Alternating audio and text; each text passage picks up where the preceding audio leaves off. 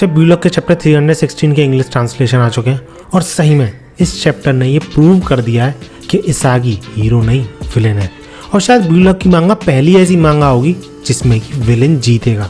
अब मैं ऐसा क्यों कह रहा हूँ और आखिर जापान और नाइजीरिया के बीच में जो मैच हो रहा है उसमें ऐसा क्या होता है, यही एक्सप्लेन करने वाला हूँ इस वीडियो में। So if you are interested keep watching.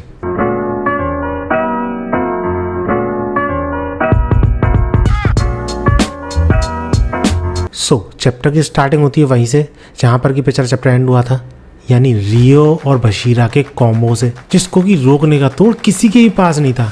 Nigeria की टीम का जो ब्रेन है उसको भी समझ में नहीं आ रहा था कि उसे अब क्या करना चाहिए, क्योंकि नाइजीरियन टीम के जो डिफेंडर्स हैं वो सब कोशिश कर रहे थे इन दोनों को रोकने की, लेकिन सिर्फ ये दोनों मिलके एक दूसरे को पास करके इन सारे डिफेंडर्स को चकमा दे देते हैं। क्योंकि वैसे तो नाइजीरियन टीम पूरी तरीके से प्रैक्टिस करके आई थी, सही तरीके से स्टडी करके आई थी ब्लूलॉक की टीम को, बट ब्लूलॉक ने ऐसा कॉम्बो तो यूज करा ही नहीं था किसी भी गेम में, इसलिए यहाँ पर भी वो कुछ भी नहीं कर पाते। इसलिए तो कूजो की इतनी ज्यादा फट रही थी, क्योंकि वो इस कॉम्बो को कम टाइम में अडेप्ट कर ही नहीं पाएंगे, और जब तक वो कर पाएंगे तब तक मैच खत्म हो चुका होगा। अब जैसा कि मैंने बताया, इन दोनों को रोकने का तरीका किसी के पास नहीं था, तो इसलिए ये दोनों सोचने लग जाते हैं कि किसी भी हाल में इनको रोकना होगा, फिर चाहे उन्हें फाउल ही क्यों ना करना पड़े। एंड टू बी ऑनेस्ट, शायद वो ऐसा करके इस कॉम्बो को रोक भी लेते, बट दिक्कत तब खड़ी हो जाती है जब रिन और इसागी ये दोनों भी इन दोनों को ज्वाइन कर लेते हैं। यानी अब सिर्फ दो नहीं, 4 प्लेयर्स अटैकिंग लाइन में थे, यानी रिन,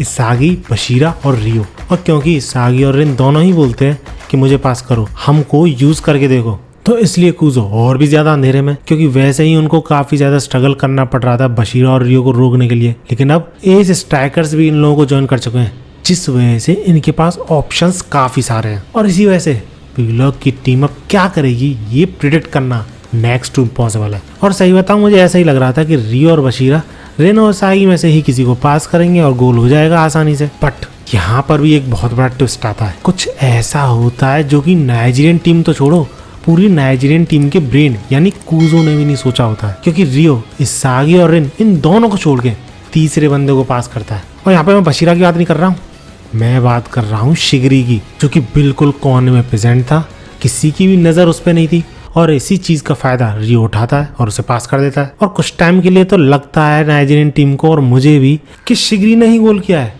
लेकिन इन रियलिटी शिगरी ने गोल नहीं किया था, रियो ने ही गोल किया था। बस शिगरी का जो शॉट है वो उसने कॉपी किया था, जिसको कि हमने नियो ईगल्स लीग में देखा था, 44 डिग्री पैंथर स्नैपर वाला। और इसी शॉट के बाद नाइजीरियन टीम बिल्कुल अंधेरे में, क्योंकि उन्हें समझ में नहीं आ रहा था कि उन्हें क्या स्टेप ब्लूलॉक के अगेंस्ट में लेना चाहिए। क्योंकि एक तो कोई भी गोल कर सकता है, लिटरली किसी के भी पास अगर बॉल है तो गोल होने के चांसेस हैं। दूसरी चीज़, उन्हें किसी भी प्लेयर का ये भी समझ में नहीं आ रहा कि वो प्लेयर किसे पास करेगा। फॉर एग्जाम्पल तुम अभी का देख लो, ऐसा लग रहा था कि रियो, रिन, इसागी या फिर बशीरा में से किसी को पास करेगा, क्योंकि वही अच्छे स्ट्राइकर है।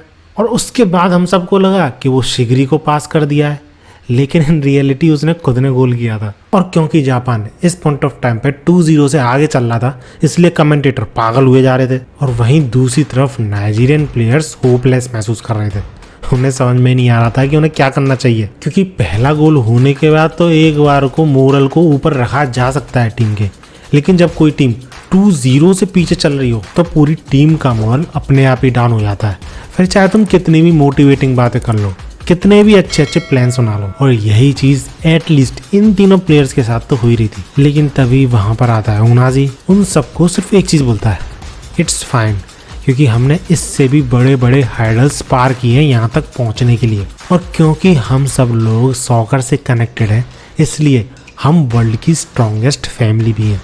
और क्योंकि ये चीज़ उनाजी काफ़ी बड़ी स्माइल के साथ बोल रहा था, तो वहाँ पे जो डिप्रेसिंग एनवायरनमेंट क्रिएट हुआ था वो थोड़ा कम होने लगता है। और इसी के बाद हमें पास्ट दिखाया था, लगभग 12 साल पहले का टाइम। नाइजीरिया में लेगोस ऑर्फनेज के कुछ बच्चे दिखाए जाते हैं जो कि सॉकर खेल रहे होते हैं, लेकिन उनमें से एक बच्चा वो सॉकर नहीं खेल रहा होता, बल्कि काफ़ी ज़्यादा दुखी होता है। ऑब्वियसली ये उनाजी था, जिससे कि कूजो पूछने आता है कि जब से तुम यहाँ पर आए हो, यानी ऑर्फनेज में, तुमने किसी को भी अपना फ्रेंड बनाने की कोशिश नहीं करी है। क्या तुम हमारे साथ सॉकर नहीं खेलना चाहते? क्या तुम अकेले ही रहना चाहते हो? क्योंकि मुझे नहीं लगता कि अकेले रहने में ज्यादा कुछ मजा आता है। लेकिन इन सब बातों के बावजूद उनाजी एक शब्द नहीं बोलता, बस कूजो को थोड़ा देखता है लेकिन वापस मुंह फेर लेता है। और क्योंकि कूजो को अंदाजा था कि ओनाजी इतना दुखी क्यों है, तो इसलिए वो बोलता है कि उसके पेरेंट्स भी मर चुके हैं, जस्ट लाइक हिज। इसलिए यहाँ पे जितने बच्चे प्रेजेंट हैं वही मेरी फैमिली की तरह हैं और तुम भी उनमें आते हो, because we all have gone through same situation. लेकिन इस पे भी ओनाजी कुछ नहीं बोलता, इनफैक्ट कूजो को मुड़ के भी नहीं देखता। इसलिए कूजो उसकी तरफ बॉल फेंक के वहां से चल देता है ओनाजी को बोरिंग बोलते हुए। लेकिन तभी उसके सर पे पीछे से बॉल पड़ती है, जिसपे वो काफी गुस्सा होता है क्योंकि उसे पता है किसने फेंकी थी। एंड दैट वाज ओनाजी, जो कि रोते हुए ये बोल रहा था that I am not alone, I am not alone, और यही चीज रिपीट करे जा रहा था। जिसपे कूजो चिड़चिड़ाते हुए ये बोलता है कि अच्छा तुम अकेले नहीं हो तो ऐसा मुंह क्यों बना रखा है, रो क्यों रहे हो। जिसपे ओनाजी और भी गुस्सा हो जाता है। अब गुस्सा हो रहा था या फिर रो रहा था तुम उसका फेस देख के ही समझ सकते हो। लेकिन इस सिचुएशन में वो सिर्फ एक ही चीज बोला जा रहा था, I am not lonely, I am not lonely. जिसका सीन ट्रांजिशन होता है और ओनाजी अचानक से गेम खेलने लग जाता है, इन दोनों को आसानी से चकवा देता है और बड़े ही तगड़े तरीके से ड्रिबलिंग के साथ गोल कर देता है, जो देख के कूजो काफी ज्यादा शॉक्ड। और जब ओनाजी वो गोल कर देता है ना, तो गोल करने के बाद उसे लगता है कि उसने ढंग से बिहेव नहीं किया, इसलिए काफी सहमा सा बन जाता है वो कि क्या कहेंगे वो। बट ये तीनों गुस्सा होने की वजह काफी ज्यादा खुश होते हैं ओनाजी का इतना तगड़ा प्ले देख के। इसके बाद हमें अगेन प्रेजेंट में लाया जाता है और जो चीज ओनाजी स्टार्टिंग से बोलता हुआ आ रहा है that trust me, it's fine because I am here, फिर से वही चीज बोलता है। और ऐसा नहीं है उसके टीममेट्स उस पर विश्वास नहीं कर रहे थे, अभी भी उस पर विश्वास करते हैं। इनफैक्ट इतना ज़्यादा करते हैं कि जहां उनका मोरल डाउन था काफ़ी ज़्यादा, ओनाजी की सिर्फ यही 3 बातें सुन के वो फिर से पूरे कॉन्फिडेंस के साथ मैच खेलने को तैयार हो जाते हैं। बट पता है क्या, सामने से एक और आवाज़ आती है that it's not fine because right now in front of you I am here. जिसपे ओनाजी और भी ज़्यादा एक्साइटेड। अब यहाँ पे क्या होगा ये तो मुझे नहीं पता, लेकिन आप कुछ भी कहो, इसागी जब तक मैच में रहता है ना विलन जैसा ही बिहेव करता है। और शायद नंबर 1 बनने की इसागी की ये जो जर्नी है उसके एंड तक पहुंचते पहुंचते इसागी विलन जैसा नहीं विलन ही बन जाएगा। क्योंकि इसागी के सामने कितना भी इमोशनल स्टोरी वाला प्लेयर क्यों ना आए, इसे लिटरली कोई फर्क नहीं पड़ता, बस बंदे को जीतने से मतलब है, नंबर 1 बनने से मतलब है। क्योंकि याद है तुम्हें फर्स्ट सिलेक्शन में शिगरी के साथ क्या हुआ था, उसके पैर की स्टोरी हमें पता चली थी। लेकिन इसागी उसे कॉन्फिडेंट बनाता है और उसे खेलने पे मजबूर करता है। और वो चीज़ तो चलो ठीक भी थी, लेकिन उसके बाद हमने नियो ईगोइस्ट लीग में युकिमिया को भी देखा था, जिसकी आंखें काफ़ी ज़्यादा डैमेज हो चुकी हैं, लेकिन स्टिल इसागी उसे अपने गोल के लिए यूज़ करता है। तो इसलिए जैसा कि ब्लू लॉक का राइटर यानी केंजिरो बोल ही चुका है कि ब्लू लॉक में 2 प्रोटैगनिस्ट हैं, इसागी और नागी। तो इसलिए इसागी शायद विलेन वाली साइड में होगा, नागी शायद हीरो वाली साइड में।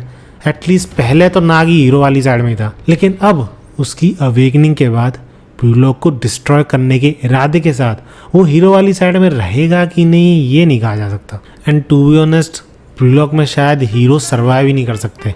ये पूरा ब्लू लॉक विलेंस के लिए ही बना है, क्योंकि एक बंदा जो कि खुद को हीरो बोला करता था यानी कुनिगामी, उसके साथ क्या हुआ हम सब जानते हैं। तो इसलिए तुम कह सकते हो कि इस सीरीज का नंबर 1 विलेन ही नंबर 1 स्ट्राइकर बनेगा। एटलीस्ट मेरा तो यही मानना है। तुम सब लोगों का क्या कहना है इस चीज़ पे, लेट मी नो इन कमेंट्स।